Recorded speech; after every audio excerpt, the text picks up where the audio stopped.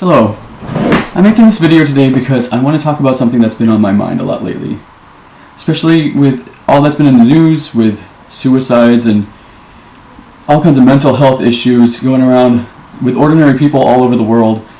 It really gets to me in a way because for me it's something I personally have been through myself and have struggled with. And I totally understand and feel where these people are coming from. It's one thing to make a Facebook post about it, reaching out to people, or posting out a suicide hotline number and hoping that people will see it and want to make that call and help themselves. But really, I feel like there's so much more that needs to be done, so much more that can be said. And to just go out there and post something, knowing how it felt when I went through this myself, I know that would not do it for me. That would not help me. I would not want to just call some random number and talk to a random person, and it wouldn't be enough. And I feel like there's so much more that we need to do as a people, with each other, as humans, to help each other out. And there's so many of us that I know go through mental health issues, whether it be anxiety, depression, stress, and the one thing that I feel is too common is nobody wants to talk about it, including myself. I'm guilty too. We don't like to talk about these things. It's just we're scared of what people might think about it, or scared to reach out, or scared to bring a burden on other people. But I feel like the more we all talk about it with each other, the better. For me, it goes back pretty much, the height of it was back in middle school, and specifically back in 8th grade. And going into starting my last year of middle school, I had already been going through my anxiety. I was starting to get anxiety issues.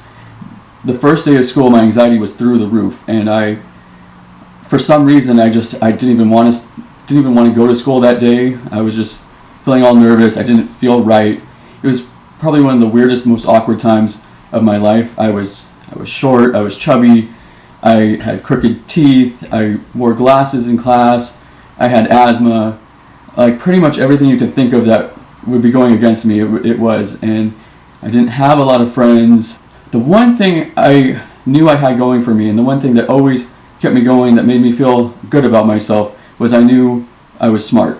And school was always like pretty easy for me. Like I would not have to study very much or try very hard, and I would usually ace most of my tests. I'd get like straight A's in school all the time. And going into that year, I was even like, I stacked myself high because I was taking all honors classes, and like one particular class that I was taking algebra while I was still in middle school, and technically that was not supposed to be until high school, but I was taking it early.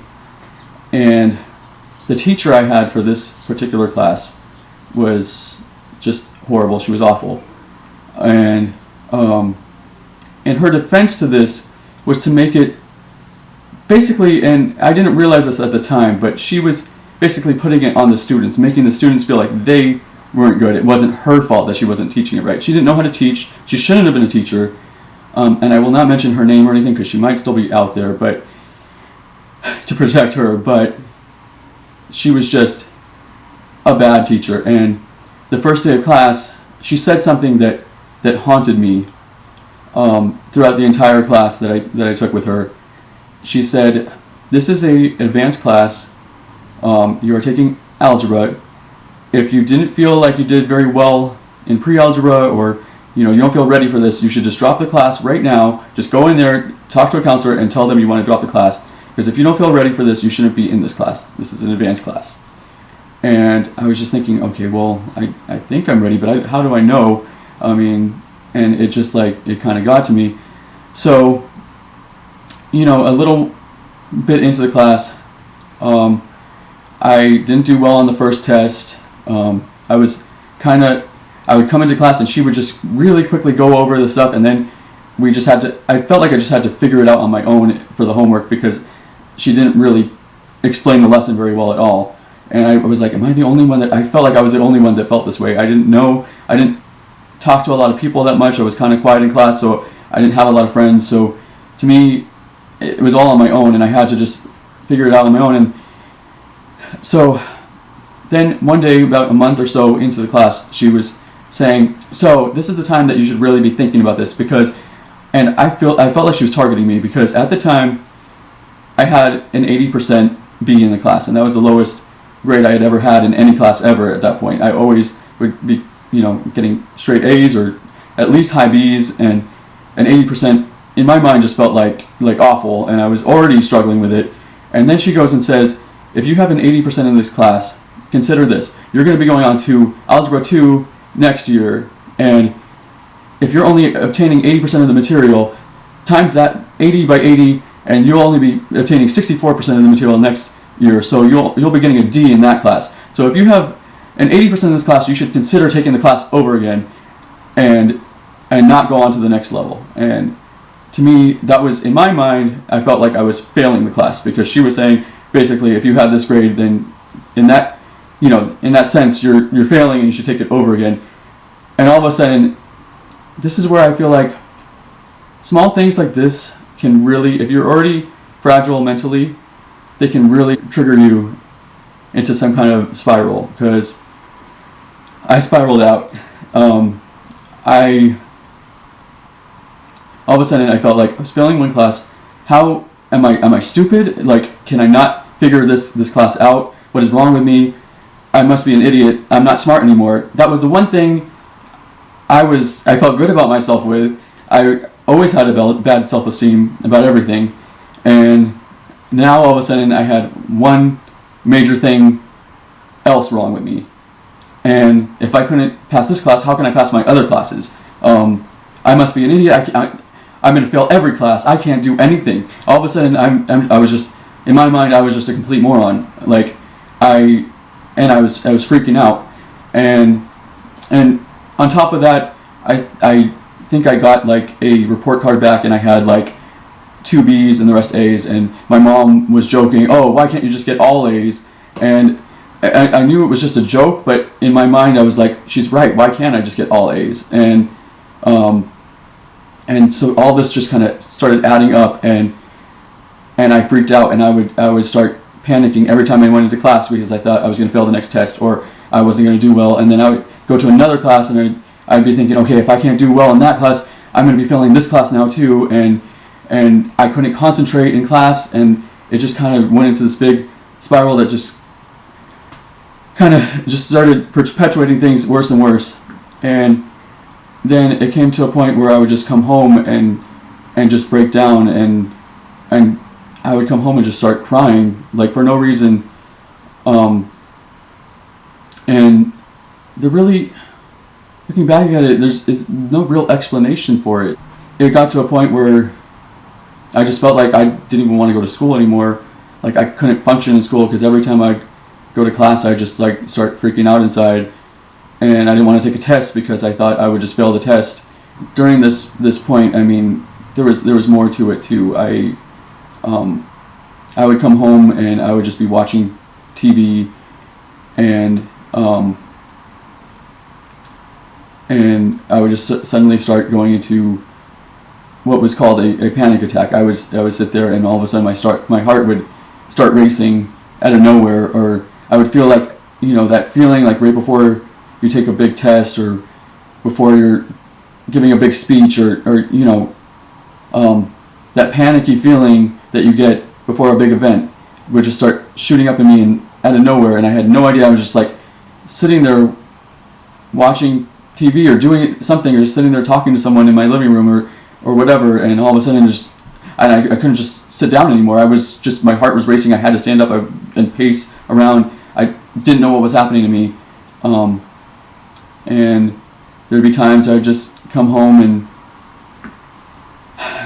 just go straight to my room, because I didn't want to talk to anyone or do anything. And a lot of times during that time, I was losing a lot of weight, not because I was trying to, but because I just didn't feel like eating anymore. Like, that weird feeling you get in your stomach sometimes when, before a big event or before a test or something, and you just don't feel like you want to eat because your stomach's kind of in knots and hurting. I would get that all the time. So, like, I couldn't get myself to eat. And I remember my mom called it the peanut butter and jelly diet at one point, because like that was the only thing I could force myself to eat, because it was just easy and comfortable. And like while they were all eating their dinner or whatever, I would just make myself a sandwich and go to my room. And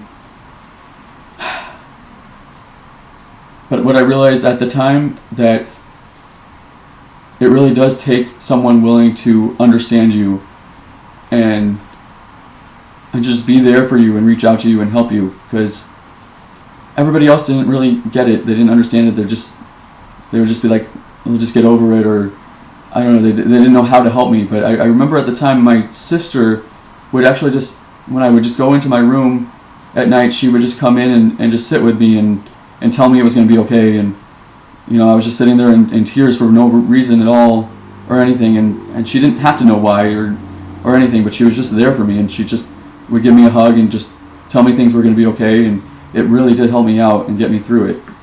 And that really just makes me think that that's more what we should be doing with each other, instead of putting each other down and not being there for each other, or not it's hard to understand people sometimes. And I mean, for me personally, I don't go through this anymore, but I know it does come back sometimes, and we all have it at sometimes. And I know for me, when I get anxious, sometimes it comes out in anger, and I know that might happen for other people too.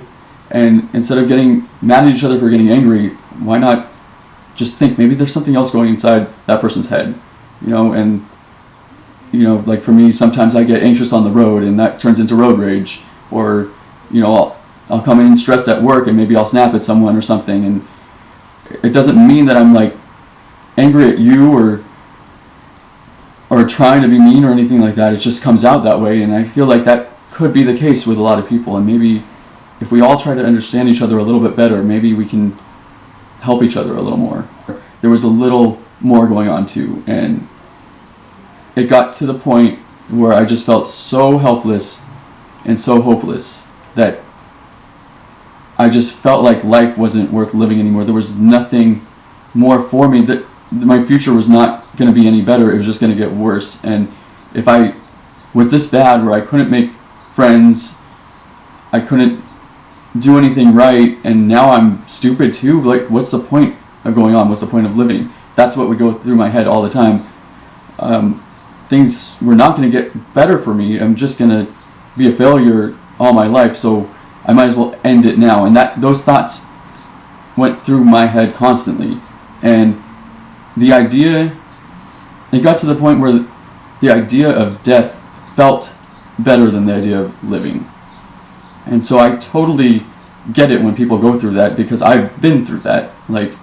And even though that feeling, that those ideas would never go through my head now, and it just seems crazy to me. Why would I ever want to stop living, and why would I not look forward to the future and what possible things, what possibilities I might have for me? At the time, it didn't feel that way, and I came really close a few times. I would constantly look at the pills that I had in the cabinet and stuff, and think, okay, I could easily just end it right now if I just swallowed that entire bottle. Why don't I just try it? And I wanted to so bad at sometimes, but just something always just kind of stopped me. I don't know. Fortunately, I mean, I'm so glad it did. And but during that time, that's when I was like, okay, I need to seek some help, because this is not good. And you have no idea, you just don't know until you've been through it how bad that feeling feels. And to be going through that, especially when I was just going through it every day, every night, constantly, it was an ongoing thing. And it's an illness. Like mental health is an illness too, just the same way that cancer or diabetes or any other illness that you go through affects you. Those affect your body. This affects your mind, and it hurts the same way. And my brain was just hurting at the time. I was hurting, so I needed to see a doctor, and I saw one, and I'm glad I did, because over time it started helping. I started feeling better. I didn't have those thoughts as much. I mean, it took some time, and you know, it was a slow process, but I was feeling better and better, and the anxiety was going down, and I felt like I could actually go into class, and I didn't have to like sit on the side to take a test or whatever, because I felt like the anxiety was not so bad that I could actually sit down and take a test again. And over time, that particular class that I was failing, all of a sudden my grades started shooting up, and I was getting better. Fortunately, the teacher wasn't too bad, because she saw the struggle I was going through. I reached out to her, told her what I was going through, and also I think my mom had a little talk with her too. And she felt really bad about it, so she would have me come into her class after class hours, and she would sit with me and actually go through the lessons with me, and she would let me take the tests outside of class so that I didn't feel that anxiety in class, and I didn't have to have people watching me doing it, and I could be alone in a quiet place. And I got through that class, and eventually I was able to take the tests in class again and everything, and my grade shot up to, I think at the end of the class I actually had a low A, and she recommended me to go on to the next class, which you had to get recommendation from the teacher to go on to the next class. And she said, I have absolutely no doubt that you can do well in the next one. And my grades shot up in all the other classes. Everything just started to go better. I was feeling more social again with my friends. By the time I got into high school, which was the next year, just everything was way better. And obviously I did go through moments where I was feeling down again, and I had some rough periods again later on, and throughout my life since then I've had ups and downs, obviously. And I was on medication for a very long time, all kinds of different ones too. So I know there's a lot out there, and it's not something you should ever feel bad about or ashamed of, to take any kind of medications. Everyone at some point, I feel like, could use them, and I mean, for something or another. And anxiety is out there, and it's a stressful world right now. A lot of us are living in stressful times, and it can happen to anyone. And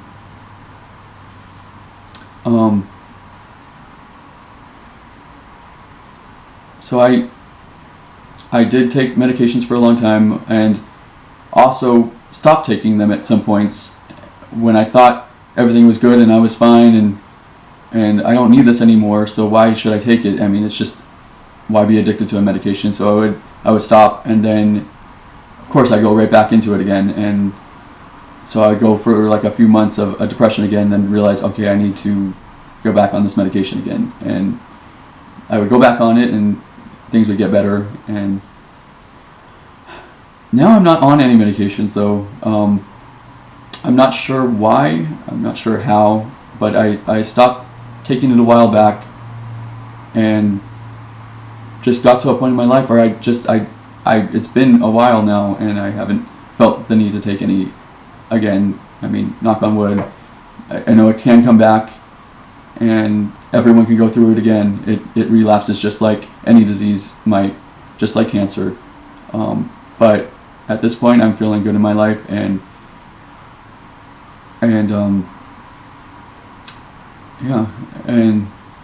so that's why, I mean, I can understand what other people are going through, and I know if you're watching this and you may be going through it as well, but don't feel like you're alone. Don't feel like me or anyone out there is not here for you, or that we haven't been through it as well.